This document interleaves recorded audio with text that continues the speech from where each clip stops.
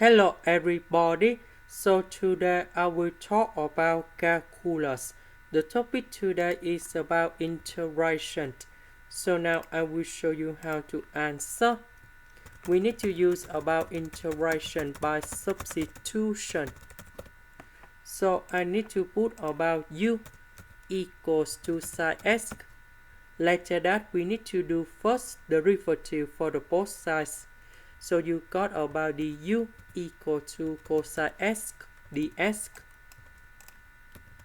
This one you got about u, and we need to change this one into u, and you got about u square. Cosx dx we change by the u.